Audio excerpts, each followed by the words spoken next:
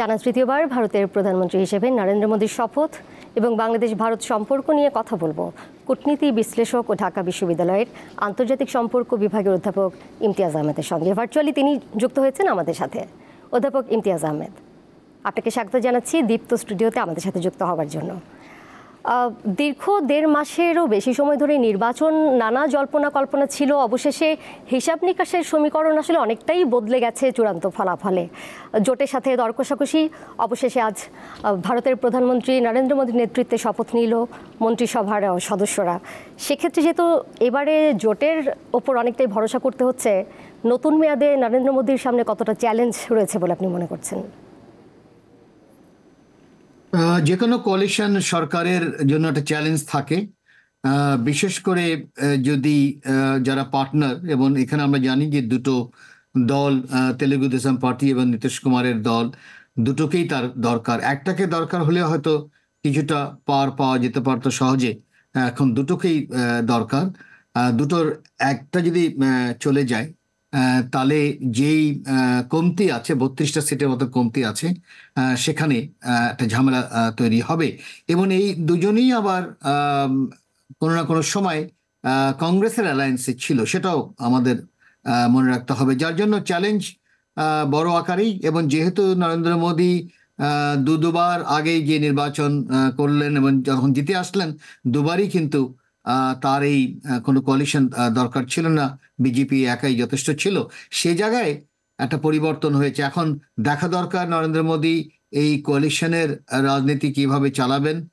তবে কোনো সন্দেহ নেই, আগের দুবার যত সহজে তার পরিকল্পনাগুলো যেভাবে বাস্তবায়ন করতে পেরেছিলেন, সে জায়গায় তার যথেষ্ট যাকে বলা হয় এই পার্টনারদের তো প্রয়োজন, এবং তিনিও চেষ্টা করবেন হয়তো নতুনভাবে জিনিসগুলোকে দেখার। অধ্যাপক ইমতিয়াজ আহমেদ, বাংলাদেশের সঙ্গে তো ভারতের বেশ কিছু অমীমাংসিত বিষয় রয়েছে। পশ্চিমবঙ্গে এবার তৃণমূল কংগ্রেসেরই জয় জয়কার হয়েছে।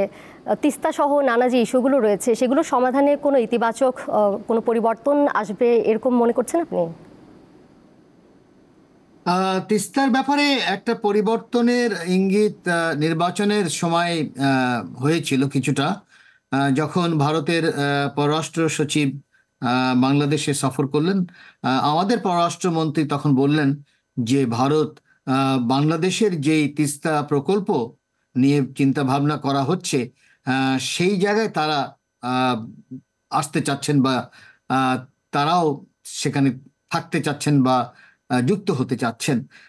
এখন স্বাভাবিকভাবে এটা একটা বড় পরিবর্তন, কারণ বলতে গেলে 12 বছর ধরেই তো হবে আমরা ওই কিভাবে শেয়ার করা যায়, এবং তারও একটা ড্রাফট তৈরি করা হয়েছিল মনমোহন সিং এর সময়। ভারত কতটুকু পাবে, বা পশ্চিমবঙ্গ কতটুকু পাবে, বাংলাদেশ কতটুকু পাবে, ও নদী কতটুকু পাবে, সেরকম একটা করা হয়েছিল। কিন্তু সেটা কখনোই পশ্চিমবঙ্গ বা মমতা ব্যানার্জি রাজি হয়নি। এর একটা বড় কারণ হলো যে শীতের মৌসুমে পানিটা যেটা কমে যায় একেবারেই, এবং এটা কমে যাওয়ার পিছনে বড় কারণ হলো সিকিমে একাধিক হাই ড্যাম বা লো ড্যাম তৈরি হচ্ছে, 24টার মতন মনে হয়। সেগুলো কিন্তু পানি সরায়, এবং স্বাভাবিকভাবে শীতের মৌসুমে একেবারেই পানি থাকে না, যেটা পশ্চিমবঙ্গ কোনোভাবেই তার যেই কৃষির যে ডাইভার্সনটা দরকার তার নিজের জনগণের জন্য এবং তার উৎপাদনের জন্য, সেখানে কোনো কম্প্রোমাইজ করতে তিনি রাজি হন নাই। এবং তা ওই কারণেই বাংলাদেশ বুঝতে পারলো যে ওইভাবে সমাধান হবে না, বাংলাদেশ নিজের মতনই সমাধান করতে হবে। এবং সেখানে যেটা চিন্তা করা হলো সেটা হলো শীতের মৌসুমের পানিটা যদি রিজার্ভের যেটা রাখা যায়, সেটা বৃষ্টির সময় যেই বড় আকারে যে পানিটা আসে বৃষ্টির সময়, রীতিমতো ফ্লাড হয়ে যায়, সেই পানিটাকে যদি রাখা যায় তাহলে ওই পানিটা শীতের মৌসুমে ব্যবহার করা। কিন্তু এর একটা খরচ আছে, এবং ওই খরচের পিছনে যেই কাঠামো তৈরি করা দরকার, সেখানে চীন interest, quote on quote interest show করেছে, এবং সে জায়গায় হয়তো ভারতও চিন্তিত হয়ে গেল যে চীনের এখানে আসা। তো সেই হিসাবে ভারত নির্বাচনের সময় বলছে যে সে জয়েন করতে চাচ্ছে, কারণ ভারতও বুঝতে পেরেছে যে বাংলাদেশ আর অপেক্ষা করবে না, সে তার নিজের মতনই সমাধান করতে চাইবে। তো এখন দেখা দরকার, সেটা হয়তো বোঝা যাবে যে আসলেই তারা কি চাচ্ছে।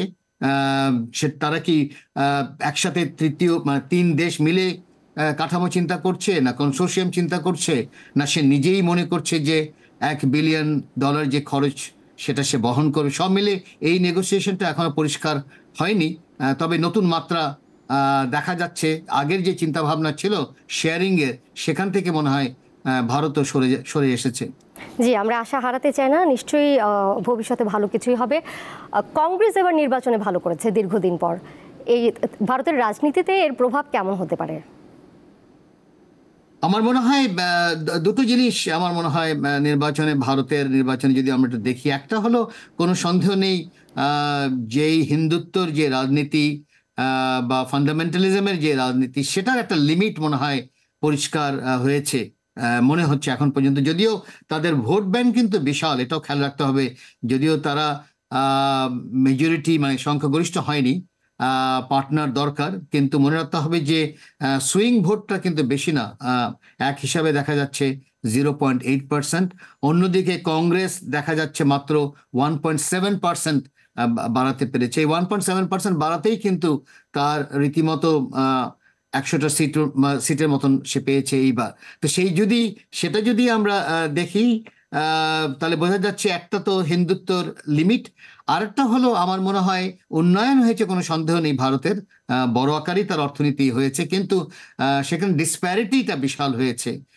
এবং যারা রিচ, যারা বড়লোক, তারা আবার প্রদর্শনও করা শুরু করেছিল। তাদের যে প্রচুর সম্পদ, সেটা প্রদর্শন করছিল, হয় বিয়ের আসরে বা বিভিন্নভাবে। সেটাও জনগণ কিন্তু আসলে পছন্দ করে না। এটা শুধু ভারতের ব্যাপার না, এটা পৃথিবীর সব জায়গায় বিভিন্ন গবেষণায় দেখা গেছে। কারণ এই যে যখন রিচ দেখাতে শুরু করে, তখন জনগণ কিন্তু একেবারে রীতিমতো অপমান বোধ করেন। তো সেই জায়গায় যদি পরিবর্তন আনতে পারে বিজেপি, সেটা দেখা দরকার।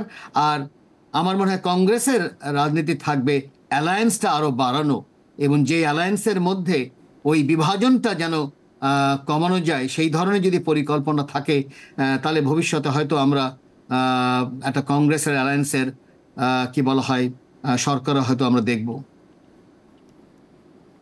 অধ্যাপক ইমতিয়াজ আহমেদ, আপনাকে অনেক ধন্যবাদ আমাদের সাথে যুক্ত থাকার জন্য। আমরা তখন কথা বলছিলাম ঢাকা বিশ্ববিদ্যালয়ের আন্তর্জাতিক সম্পর্ক বিভাগের অধ্যাপক এবং কূটনীতি বিশ্লেষক অধ্যাপক ইমতিয়াজ আহমেদের সঙ্গে।